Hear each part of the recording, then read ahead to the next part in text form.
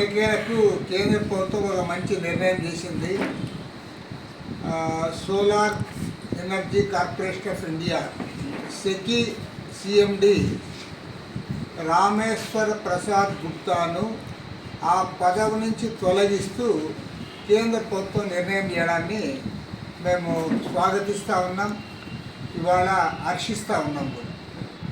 ఎందుకంటే ఈ సెకీ ద్వారా జరిగిన ఒప్పందాల వలన భారతదేశంలో ఉన్న 4 రాష్ట్ర ప్రభుత్వాలు 2029 కోట్ల రూపాయలు లంచాలు తిని సెకీ ద్వారా అదానితో అగ్రిమెంట్ చేసుకున్నారు. సెకీ అనేది ఒక దళారీ సంస్థ మాదిరి పనిచేసింది. ఈ సోలార్ పవర్ ఏదైతే ఈ 4 రాష్ట్ర ప్రభుత్వాలు వారు ఒప్పందాలు చేసుకున్నారో ఆ ఒప్పందాల ఫలితంగా ఆయా రాష్ట్రాల్లో ఉన్న విద్యుత్ వినియోగదారులపైన భారం పడింది. అప్పుడు అధికారంలో ఉన్న పెద్దలకు 2029 కోట్ల రూపాయల ముడుపులు బుట్టజెప్పారని ఇక్కడ కాదు, సాక్షాత్తు న్యూయార్క్ ఈస్టర్న్ డిస్ట్రిక్ట్ కోర్టులో దానిపైన కేసు నమోదైంది. ఆ తర్వాత వారు గౌతమ్ అదానికి, సాగర్ అదానికి మరి 7 మందికి వారు అక్కడి నుంచి నోటీసులు కూడా పంపారు. ఆ కేసు అమెరికా కోర్టులో విచారణలో. అందులో 1750 కోట్ల రూపాయలు మన రాష్ట్రంలో ఆనాడు అధికారంలో ఉన్న వాళ్ళకి లంచాలు ముట్టాయని చెప్పి అందులో స్పష్టంగా వచ్చింది. 1750 కోట్ల రూపాయలు. దీని పర్యవసానం ఏమంటే దాదాపు 7000 మెగావాట్ల సోలార్ విద్యుత్తును 25 ఏళ్ల పాటు కొనుగోలు చేయడానికి రాష్ట్ర వ్యాప్తంగా ఉన్న విద్యుత్ వినియోగదారులపైన ఆ భారం పడే పద్ధతుల్లో అగ్రిమెంట్ కుదిరింది. 25 ఇయర్స్ అగ్రిమెంట్. ఈ 25 ఏళ్ల పాటు ఈ అగ్రిమెంట్ అమల్లోకి వస్తే రాష్ట్ర వ్యాప్తంగా ఉన్న 26 జిల్లాల్లోని విద్యుత్ వినియోగదారులపైన దాదాపు 1,20,000 కోట్ల రూపాయల అదనపు భారం వారిపైన పడుతుంది. ఇప్పటికే కరెంట్ ఛార్జీలు పెరిగాయని చెప్పి మనం గగ్గోలు పెడతా ఉంటే అదనంగా 1,20,000 కోట్ల రూపాయల భారాన్ని ఇవాళ ప్రజలపైన మోపుతా ఉన్నారు. ఆ అగ్రిమెంట్ జరిగింది. దానిపైన ఇవాళ వచ్చిన తర్వాత కేంద్ర ప్రభుత్వం మీనమేషా లెక్కబెట్టి ఇప్పుడు స్పందించింది. ఇంకొక నెలకు ఆయన రిటైర్ అవుతాడనగా ఆయన్ను ప్రభుత్వము ఆ ఉద్యోగం నుంచి తొలగించింది. సెకీ సిఎండిగా ఉన్న రామేశ్వర్ ప్రసాద్ గుప్తాను వారు ఇప్పుడు తొలగించారు. మరి నేను ఈ సందర్భంలో అడుగుతున్నది ఏమంటే ఇవాళ ఈ అగ్రిమెంట్ అనేది సరైనది కాదు, ఈ అగ్రిమెంట్ రద్దు చేయాలని మేము ఆనాడే చెప్పాము. ఎందుకంటే ఆనాడు వెంటనే వాళ్ళు వెంటనే అన్నీ కూడా చేసి వాళ్ళకంతా ఇచ్చి లంచాలు తీసుకొని ఆ రోజు మేము చాలా 2021లో ఈ అగ్రిమెంట్ జరిగినప్పుడు ₹2.49 పర్ యూనిట్ ఇక్కడ కొనుగోలు చేసినప్పుడు అదే సంవత్సరం గుజరాత్ ప్రభుత్వం ₹1.99 వాళ్ళు అగ్రిమెంట్ చేసుకున్నారు. మరి ఇక్కడ ఇది ప్రజలపైన భారం పడుతుందని మేము చెప్పాము. పైగా ఎక్కడ అదాని ఆయన ఇక్కడ ఉత్పత్తి చేయడు, సోలార్ రాజస్థాన్ రాష్ట్రంలో ఉత్పత్తి చేస్తారు. దాని ఫలితంగా ఏమో రాజస్థాన్ రాష్ట్ర ప్రభుత్వానికి 8,000 కోట్ల రూపాయల పన్నులు, మనకు రావాల్సిన పన్నులు వాళ్ళకు వస్తాయి. రెండోది 14,000 మందికి ఉద్యోగాలు వస్తే ఆ ఉద్యోగాలు రాజస్థాన్ వాళ్ళకు వస్తాయి. అంతేకాదు ఎవరైతే భూములు ఇస్తున్నారో రైతులు వారికి 30 ఏళ్ల పాటు లీజ్ అగ్రిమెంట్ కూడా రాజస్థాన్ రైతులకి వస్తుంది. మరి రాజస్థాన్ రైతులకి, రాజస్థాన్ ప్రభుత్వానికి ఉపయోగపడే అగ్రిమెంటు, మన ప్రజలపైన భారాలు మోపే అగ్రిమెంటు, ఈ అగ్రిమెంట్ రద్దు చేయాలని చెప్పి మేము ఆనాడే కోరాం, ఖాతాలు చేయలే. దానిపైన హైకోర్టులో కూడా నేను కేసు వేయడం జరిగింది. ఆ తర్వాత పయ్యావుల కేశవ్ గారు ఆ రోజు ఎమ్మెల్యేగా పిఎస్సి చైర్మన్గా ఉన్నాడు, ఆయన కూడా కేసు వేశాడు. మరి ఇవాళ అదే పయ్యావుల కేశవ్ రాష్ట్ర ఆర్థిక మంత్రిగా ఉన్నాడు.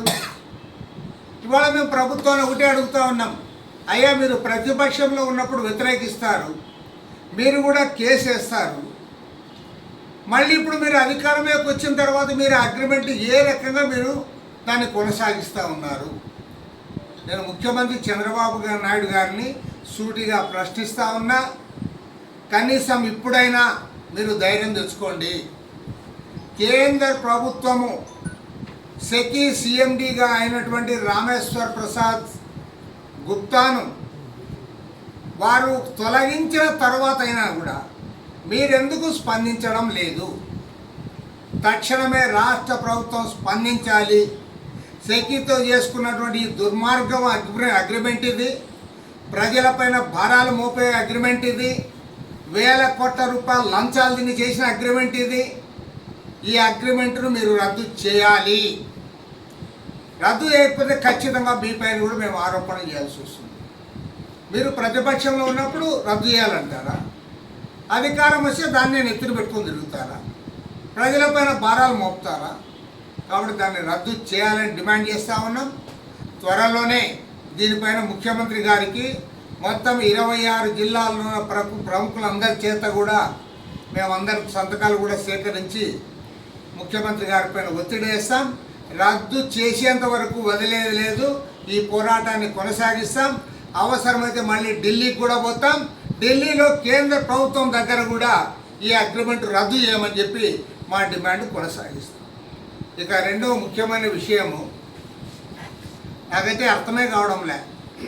ఇవాళ మన కేంద్ర ప్రభుత్వము డిఫెన్స్ రంగానికి, రక్షణ రంగానికి మరో 50,000 కోట్ల రూపాయలు అదనంగా బడ్జెట్ కేటాయిస్తామంటున్నారు. దాదాపు 7 లక్షల కోట్ల రూపాయలు ఇవాళ యుద్ధ రంగానికి, డిఫెన్స్కి కేటాయిస్తామంటున్నారు. ఓకే, ఎందుకు కేటాయిస్తున్నారు? మీరు ఏం చేయడానికే నేను అడుగుతా ఉన్నా. మీకు అసలు డిఫెన్స్ అన్నా మీకేం గౌరవంలే, అసలు మీకు గౌరవమే లేదు. మీ బీజేపీ నాయకులు, ఎంపీలు, మంత్రులు, ఉప ముఖ్యమంత్రి ఒక ఆయన, వారందరూ ఏమంటా ఉన్నారు? అందరూ ఈ సైన్యము, ప్రజలు అందరు ఎందుకు మొక్కాలో చెప్పమని నేను అడుగుతా ఉన్నా. ట్రంప్కి లొంగిపోయినందుకు మొక్కాలనా? అమెరికా వాడు చెప్తూ వానికి గులాములు అయినందుకు మీకు మొక్కాలనా? మీరు ఆ రోజు పహల్గామ్లో 26 మంది చనిపోతే మొత్తం భారతదేశవ్యాప్తంగా ఉన్న అన్ని కులాలు, మతాలు ఏంతో నిమిత్తం లేకుండా అన్ని రాజకీయ పార్టీలు ముక్త కంఠంతో దాన్ని ఖండించాయి. టెర్రరిజాన్ని తుదముట్టించాలన్నాం. అందరూ కూడా చెప్పాం. మీరు టెర్రరిజాన్ని తుదముట్టించాలంటే పాకిస్తాన్తో యుద్ధం అన్నారు, యుద్ధం చేస్తామన్నారు. యుద్ధం చేసింది పెద్దగాలే, మరి పోనీ యుద్ధం ఆపాలనుకున్నారు. మీరు పాకిస్తాన్ కలిసి మనం మాట్లాడుకుని ఆపుకుంటే ఎవరికి అభ్యంతరం లేదు. ఇవాళ ట్రంప్ చెప్తా ఉన్నాడు, నేను వాళ్ళకి చెప్పాను పాకిస్తాన్కి, ఇండియాకి, మీరు యుద్ధం ఆపండి. మీరు యుద్ధం ఆపకపోతే, ఇది బాగా వినాలి, యుద్ధం మీరు ఆపకపోతే మీతో వ్యాపార లావాదేవీలు ఉండవు, వాణిజ్యం బంద్ అవుతుంది అని చెప్పావు. ఆ తర్వాతనే వాళ్ళు ఒప్పుకున్నారు, యుద్ధం ఆపారని అంటా ఉన్నాడు. మన మొత్తం భారతదేశ ప్రజలందరూ కూడా ఒక రకంగా చెప్పాలంటే నరేంద్ర మోడీ ప్రభుత్వము అవమానించింది. సిగ్గుచేటు. అంటే మన స్వతంత్రంగా మన నిర్ణయం మనం తీసుకుంటాం, కానీ అమెరికా అధ్యక్షుడు బెదిరిస్తే మీ వ్యాపార లావాదేవీలు బంద్ అయిపోతాయంటే మీరు యుద్ధం ఆపారన్నారు. మరి దానిపై నరేంద్ర మోడీ మాట్లాడే, అమిత్ షా మాట్లాడలే.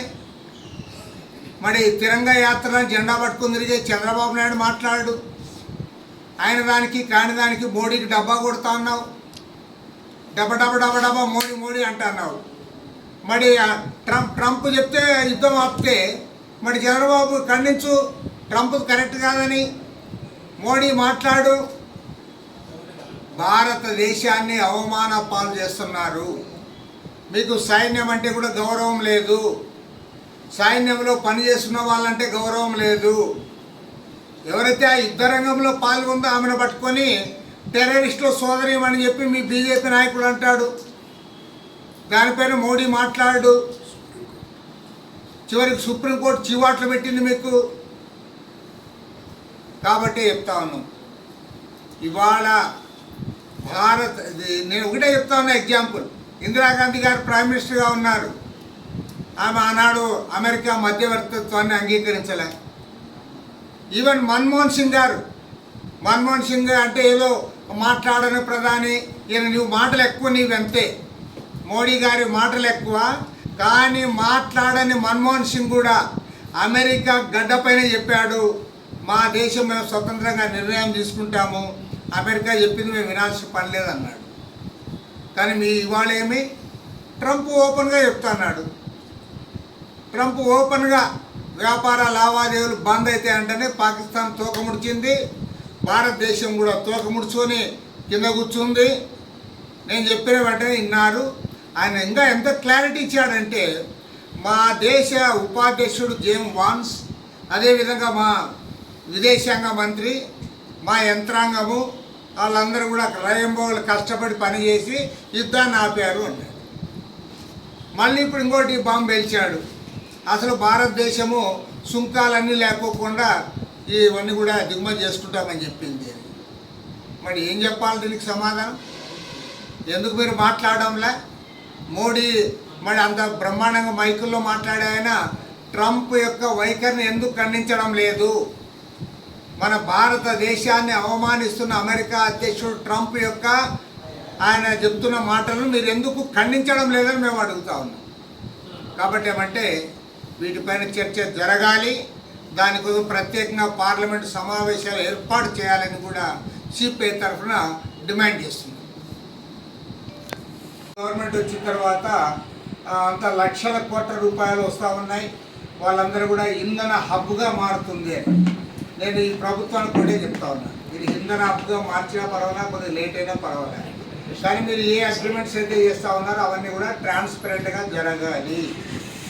మరి ట్రాన్స్పరెంట్గా జరపకుండా మేము బ్రహ్మాండంగా ఒప్పందాలు చేసుకున్నాం, వేల కోట్లు వస్తున్నాయి, లక్షల కోట్లు వస్తూ ఉన్నాయి, ఇక్కడ నుంచి మేము ఉత్పత్తి చేస్తాం, ఉత్పత్తి చేయడమే కాకుండా ఇతర రాష్ట్రాలకు కూడా మేమంతా సప్లై చేస్తామనే పద్ధతుల్లో మీరు చేసే మాత్రం మేము అంగీకరిస్తాం.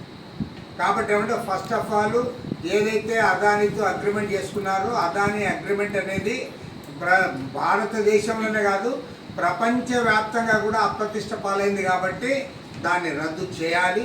ఆ తర్వాత ఇప్పుడు చేసుకునే అగ్రిమెంట్ విషయంలో కూడా దానికంటే కూడా గట్టిగా మేము చెప్తా ఉన్నాం, ప్రతి అగ్రిమెంట్ కూడా పారదర్శకంగా జరగాలి, ట్రాన్స్పరెంట్గా జరగాలి.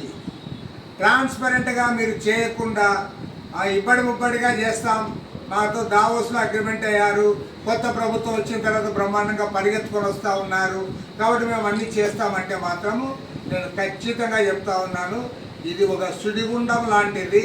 ఈ సుడిగుండంలో ఎవరైతే కాలు పెడతారో చేయి పెడతారో వాళ్ళ కాలు చెయ్యి రెండు ఉండవు, ఇది మాత్రం గ్యారంటీ. కాబట్టి ఏమంటే ఆ ఒప్పందాలు పవర్ పర్చేజ్ అగ్రిమెంట్స్ ఏవైనా సరే పారదర్శకంగా జరగాలి, పారదర్శకంగా జరగాలి. మీరు అవినీతికి తావిస్తే మాత్రం తప్పకుండా మీరు ఇరుక్కుంటారు.